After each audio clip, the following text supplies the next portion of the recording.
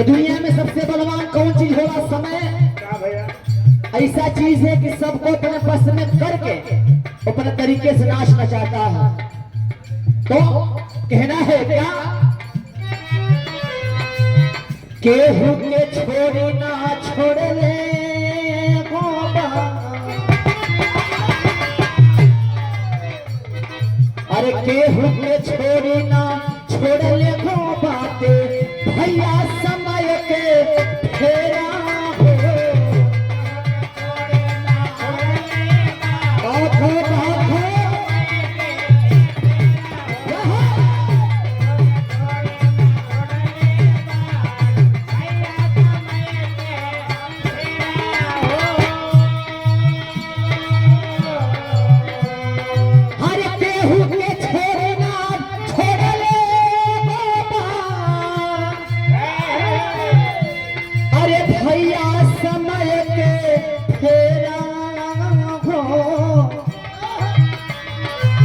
बलशाली जीव जंतु ना बाचे, बलशाली जीव जंतु ना बाचे, अरे खाली समय के फेरा हो। बात हो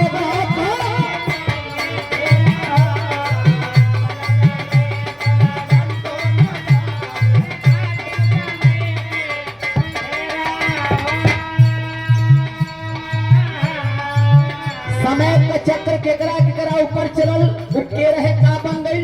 गीत के पहला प्रमाण भाव कैसे?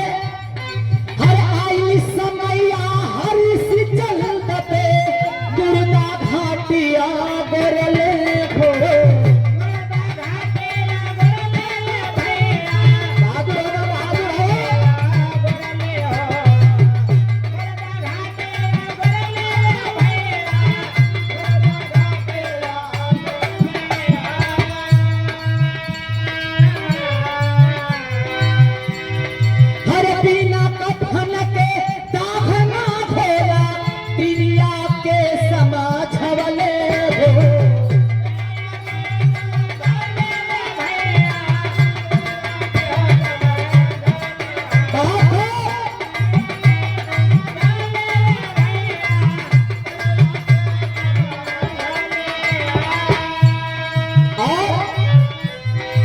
लाल न में घरी चिन्हाई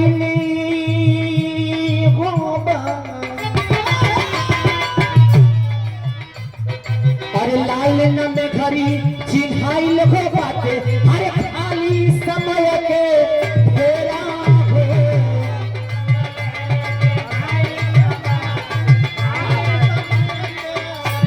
रामवत नवीन मंच पे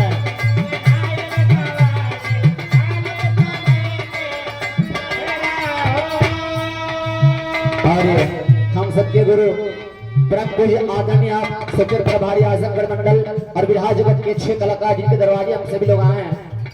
हम सबके गुरु परम पूज्य आदरणीय गौरी शंकर आचार्य गुरु जी की तरफ से सुंदर सफा सुंदर पुष्पहार और 1000 रुपये का आशीर्वाद सम्मान स्नेह प्यार दुलार चरण में कोट कोट नमन साधुवाद। परिवार में मंगल मंगल हो। गीत हम समापन करेंगे। भैया घबराइए मत, तबला आखिरी लाइन रहेगी हमारी। तो भाव है क्या? हरे पिता सीता घरन के दुख सहले रघुराई हो।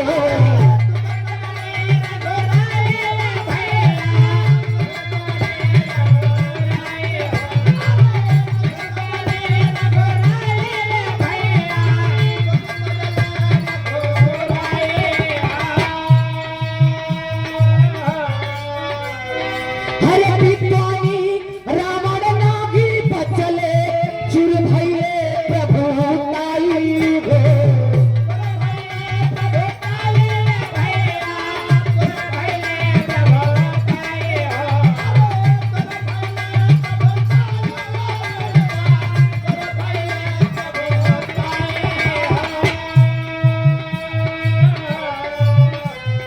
अरे भाई ना भाई के मनले हो बाटे,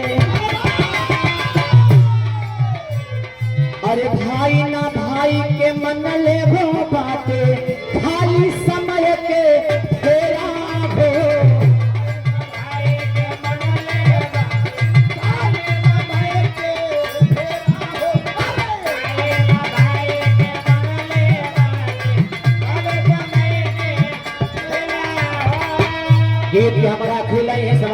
ब्रह्मपुर जी नंबर बाजे पर बोल दी, क्योंकि समय कम है और समय का ध्यान देना वही कलाकार होता है।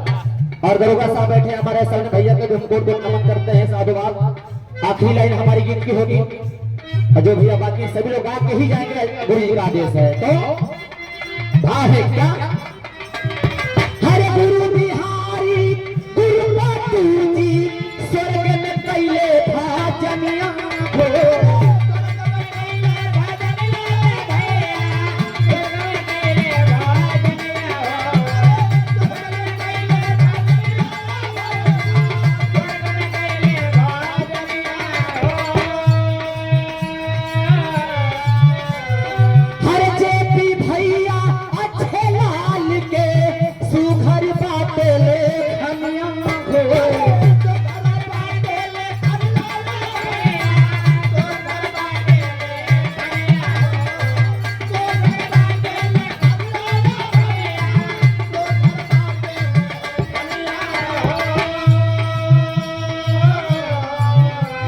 हरे प्रीतम गुलाब जी गाई समझावे, अरे प्रीतम गुलाब जी गाई समझावे, खाली समय